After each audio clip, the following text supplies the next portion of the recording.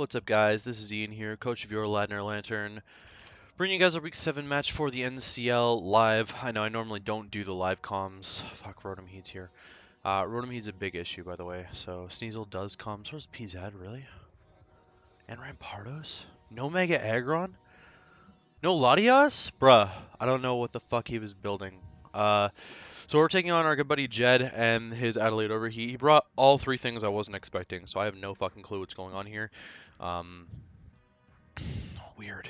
He brought like a mono weak to Pangoro team. Very strange. Very strange. I'm very happy to not see the melodic for my Entei. It means Entei has actually kind of a decent matchup against most things here. Again, the Rotom-Heat's a big issue. I'm thinking I might just, well, because I don't really have pivots into the Rotom-Heat, right? So I don't know what I want to start, what I want to lead with. Bronzong, maybe? If you haven't seen my team builder, you should check it out. Otherwise, I'll run through it really quickly here. We're an Assault Vest, Mold Breaker, Pangoro. I changed this last second because I needed Mold Breaker Earthquake to hit the Rotom-Heat. It was just such a problem, and I have nothing to hit it with besides HP Water on my Entei. Excuse me. Yeah, Bullet Punch isn't that necessary because there's no Rabombi, so that'll be good for the Sneasel. Pick that off late game, just deal damage to whatever, really. Actually, it'll do a lot to the Rampardos, too. Let's check the calc on the Rampardos, because it is adamant. Ooh, is it bamboozled or bamboozled? This is looking like the set. Okay, Rampardos. He could be opting to run, yeah, it's actually going to do quite a bit of damage. He might be running max speed Rampardos to speed time me. He might not be as well. Rotom-Frost has a really solid matchup here, and it's actually a really good lead option as well. So I'm just going to lead with it, I think. Because against Landorus, like a Scarf variant, unless he's running rock coverage, I can kind of just like, okay, so he does lead with the Lando, and his Intimidate goes off. Now, the real question is, do I scout for Stone Edge here, or do I just click Blizzard? He's got to be scared of me being Scarf as well as the thing. But I think what I do is I just pivot into my Bronzong and scout. Because if he does have a rock move, let me just cancel this for a second. It's been a really long time since I've... Well, he wouldn't run Stone Edge. He doesn't like missing moves, so he would run Rock Slide. I mean, Rock Slide doesn't kill me. Oh, that's naive.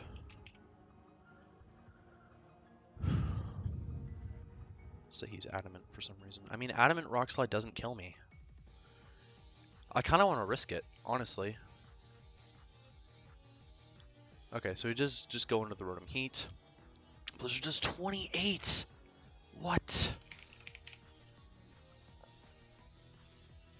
Oh. That's actually... Okay.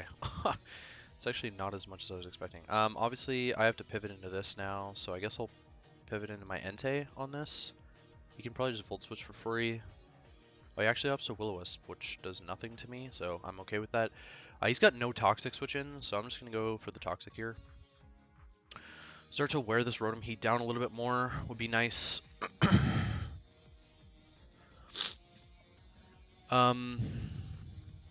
Yeah, okay, so that's max HP Rotom. It's probably physically defensive based on it taking 28 from Blizzard. I really wasn't expecting Blizzard to do that much. That's actually wild how strong Rotom-Frost is.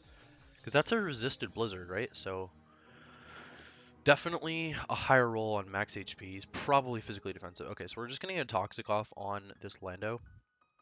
And I'm going to pivot into my Bronzong now, which will obviously bring out the Rotom-Heat again, probably. Okay, so he's just going to get up his rocks. I get the feeling this thing isn't that special. I'm going to go for my own rocks here. Helps wear down the Rotom-Heat, which again is like the biggest issue to my team. So this is the Colbur, does 20. So again, he's not Scarf now. We know he's not Scarf. I'm anticipating him to be Colbur, Gourgeist as well. I wasn't exactly anticipating Gourgeist to come, but knock off. Yeah, so he's like no attack. He's basically no attack, and I'm not sure what Bronzong really does for me here, so I'm just going to throw off a Psychic.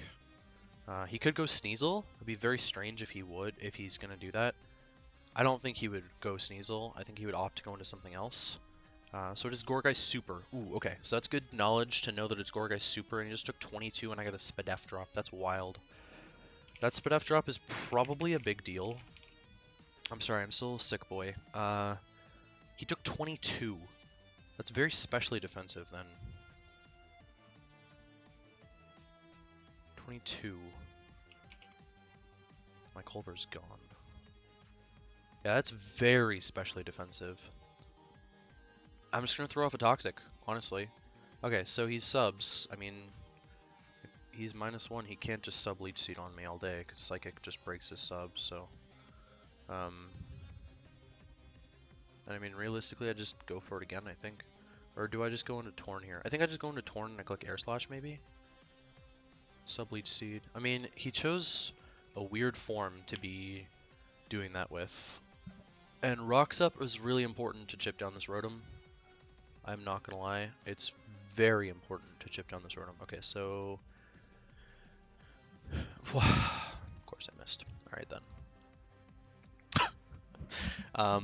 I was like, I'm gonna click Air Slash because it's more accurate. I mean...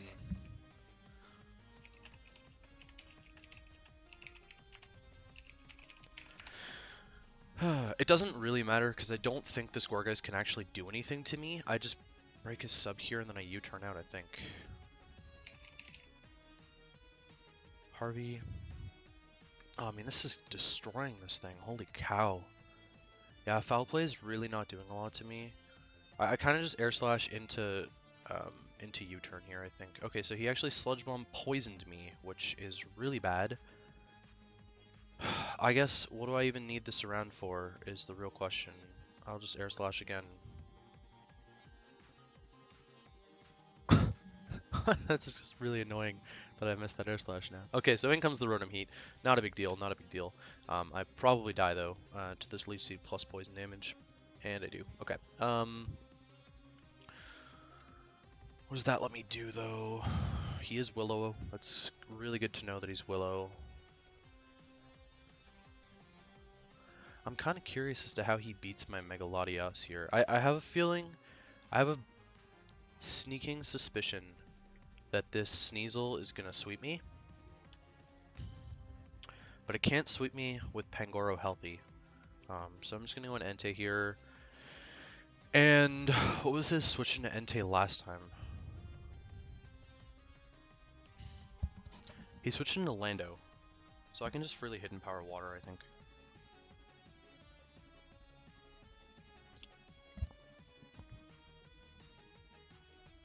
Just claim our kill here, I think. Should be, at least.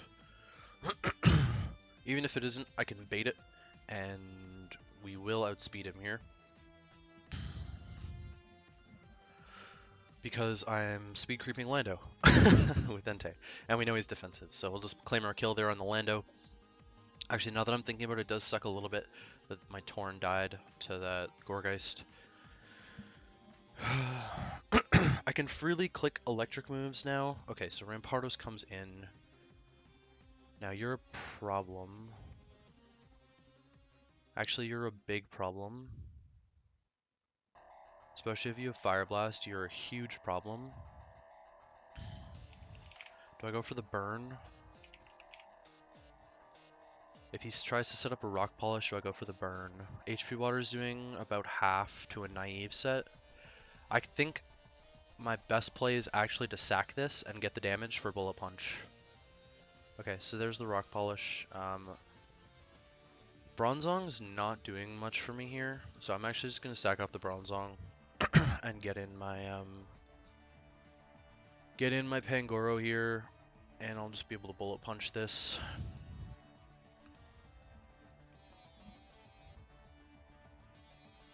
I'm not risking taking any damage. Okay, so he does go into Rotom. Obviously, he's going to outspeed me here. Yeah, he's definitely going to outspeed me here. I can just go into my Entei. I did 3, really. Pain Split. Okay, well, you didn't really get much back there, did you, bud? I'm going to go for the Toxic here. I'll either get a Toxic on the Rotom or do something. Okay, Foul Play puts me into my Mago Berry range, which is perfect, and then I can wear this down with HP Water. Sneasel is definitely going to be a problem. I need to calc what Pangoro's doing to it with Bullet Punch, I think. It's not quite going to be enough after rocks. Okay, so he's just going to Volt Switch out. So his Rotom's dead now. He has no hazard removal, so his Rotom's no longer a threat. His Rotom is no longer a threat to me. Gorgeist Super. I need to look something up really quickly here. Team Builder. New team. Gorgeist Super. It hits base 54 speed. So unless he's running a lot of speed Gorgeist Super, then Pangoro should outspeed it still. Rotom didn't come in on rocks. I'm Electrium-Z Rotom, which I'm definitely going to blow on the Porygon-Z. And you, I'm going to get a Toxic off on right now. Okay, so you're just going to have to kill me. So he's Scarf. He should not have outsped me there, so we know 100% that he's Scarfed.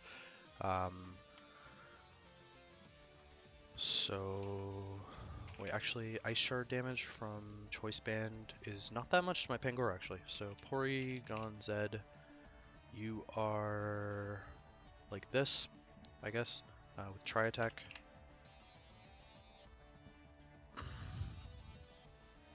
So, I mean, he's doing a reasonable chunk. How much is he doing to Latios? No, I don't really want to risk the Latios yet. Not really. Well, how much is Latios doing to Sneasel is the better question. I'm EV'd to live an Icicle Crash from Jolly Band. WestJet. So Thunderbolt's doing a little bit over half. I mean, I could bring in Porygon-Z now, or sorry, Latias now. Tri-Attack's not doing that much. Like, realistically, I think Pangoro is definitely my best option here. Because I get to Drain Punch whatever I want, and if the or knock off, I guess, whatever I want at this stage. Drain Punch, knock off, does it matter? I don't think it matters. I think Pangoro pressures his team enough that if he decides to sack his PZ for whatever reason, I get this off.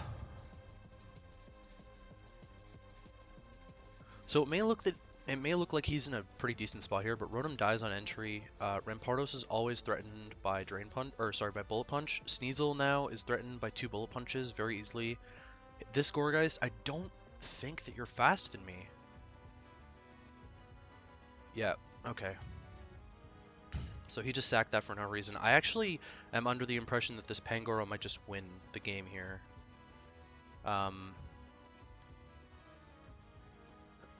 Rampardos dies to BP. Sneasel is not in range of BP yet. I may end up trying to sack something to preserve health on Pangoro to deal with the Porygon-Z though. Just because I know I live a hit from this range and Drain Punch will kill it. Drain Punch will definitely kill it for sure. If he's Scarfed, he's probably outrunning Rotom-Frost, which means he doesn't have a lot of HP investment. The Sneasel's just such a problem still, man. I'd love to blow Electrium-Z on it with Rotom, though. I don't know what he does. Like, what actually does he do? Does Rotom live? Rotom-Frost. Do you live a hit from Sneasel after rocks? I do. Oh, that's huge. Okay, I think I go Lottie into Rotom.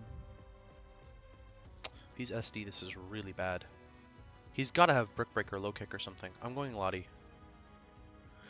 I need the health on this for PZ. Nice, Sub-Zero Slammer. Okay, well, I wasn't expecting that. I'm not going to lie to you. I was not expecting that by any means. But Pangoro's alive, so that's good. Rotom. And realistically, all I have to do is Volt Switch. Puts it in range of BP and then I win. And if he swaps for some reason, then I get in Pangoro, and Sneasel's in range of BP after another round of rocks. So, in a good spot here. Sucks that Lottie had to die, but Mega Latias has been such a pain in the ass here. Okay, so I think we just win now. That just did 53. Yeah, it's about right. So we're just gonna Bullet Punch. The only way I lose is if PZ Tri-Attack freezes me or Tri-Attack paralyzes me into full para, I think. I actually should have drained. I didn't anticipate him going for the Ice Shard damage there. I should have just Drain Punched. Okay, so here's where it gets sketchy. I don't think you get Fairy coverage, though.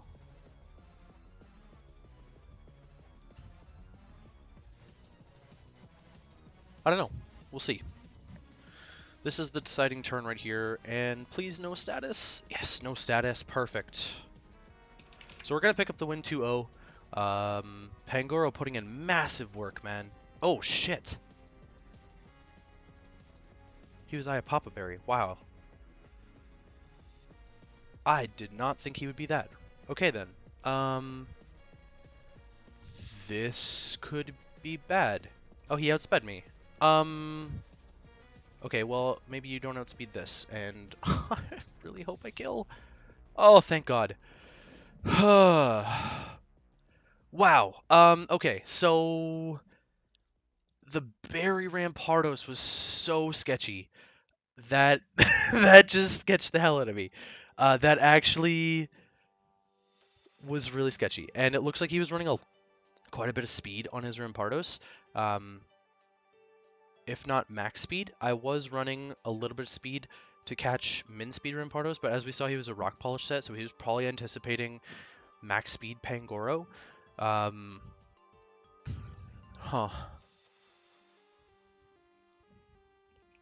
So at this stage, I'm like regretting being Mold Breaker because I didn't pull as much differential out of that as I would have liked to.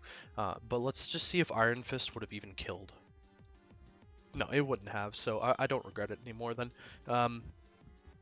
Interesting. He didn't have superpower, I guess. Earthquake. He was not Life Orb. He was Berry. 48.5 was max roll. He did 47. So it looks like that Earthquake was actually a roll. Either way, we continue our winning ways against Jed. This was a much closer game than I expected. But Rotom-Frost and Pangoro putting in the finest of work, boys. Finest of work. Mega Aggron not coming was really, really, really big. I kind of get the feeling that Jed didn't build as seriously for this match as he should have, because I just beat him. Like, he was undefeated before this, and now we beat him, so that's kind of big that we moved to 5-2 and he's 6-1.